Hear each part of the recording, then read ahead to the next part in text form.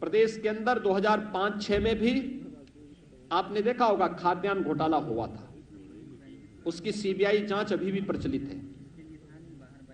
लगातार हम लोग जब 2017 में आए थे, मुझे याद है दिसंबर 2016 में और जनवरी 2017 में आने के पहले, भारतीय जनता पार्टी नेतृत्व की प्रदेश की सरकार के आने के पहले प्रदेश के अंदर भूख से मौतें हो रही थी।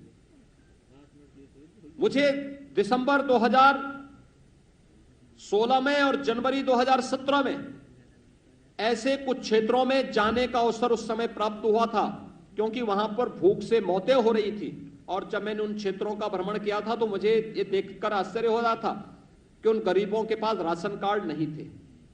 2017 में जब हमारी सरकार मार्च में आई थी तो मैंने सबसे पहले जांच का आदेश दिया कि भाई सभी राशन कार्डों का सत्यापन हो जाए। 40 लाख ऐसे गरीब मिले थे जिन लोगों के पास अपने राशन कार्ड नहीं थे, लेकिन राशन कार्ड बनाए गए थे। उस राशन कार्ड पर कोई दूसरा ही व्यक्ति राशन लेता था।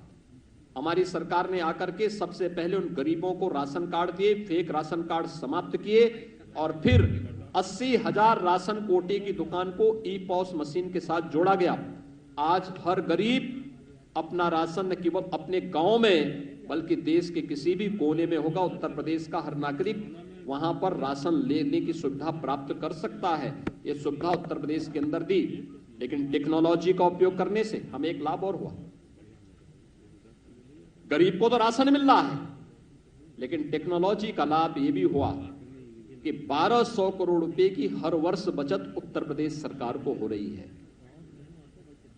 इसी प्रकार से खरीदारी का एक किसानों के लिए जो योजनाएं की गई, किसानों का कर्ज माफी से हमने किसान कल्याण के कार्यक्रम को आगे बढ़ाया था।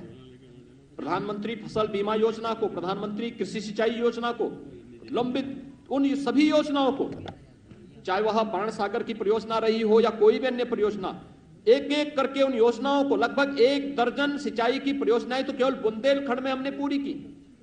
हम इस वर्ष के अंत तक सरयू नहर राष्ट्रीय परियोजना को, अर्जुन सहायक परियोजना को, मध्य गंगा नहर परियोजना को पूरा करने जा रहे हैं। उत्तर प्रदेश जैसे राज्य में जो जल संसाधन पर्याप्त मात्रा में था, वर्षों से लंबित इन योजनाओं के कारण किसान उसका भरपूर लाभ नहीं ले पाता था, लेकिन आज उसका लाभ मिल रहा है। प्रोक्यूरमेंट हम लोगों ने प्रारंभ किया।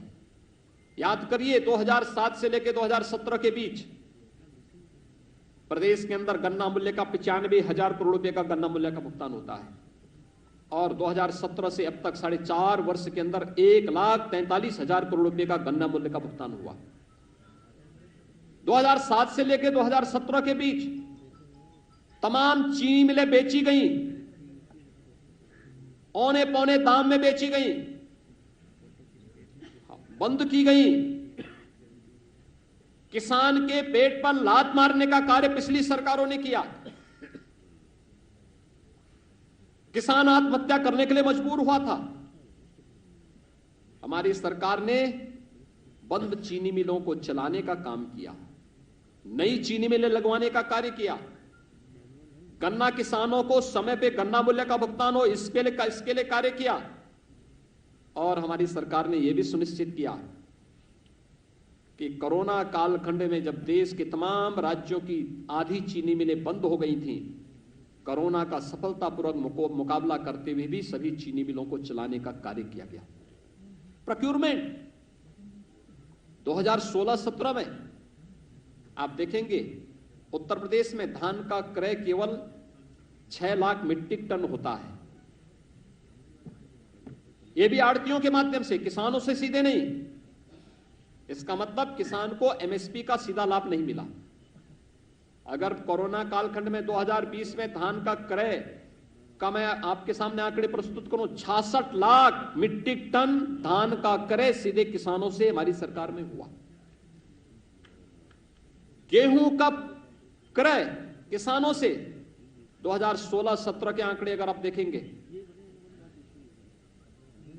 और 2020-21-22 का आप देखेंगे, हम कोरोना कालखंड में किसान से प्रोक्यूर कर रहे हैं 56 लाख मीट्रिक टन। पिछली सरकार के समय यह 6 लाख मीट्रिक टन भी नहीं हो पाया था। पिछली सरकारें आड़तियों के माध्यम से क्रय करती थी, हमारी सरकार किसानों से सीधे क्रय करती है और डीबीटी के माध्यम से किसान के खाते में ही पैसा देती है। यानी किसान के कल्याण का मामला हो, युवाओं के कल्याण का मामला हो,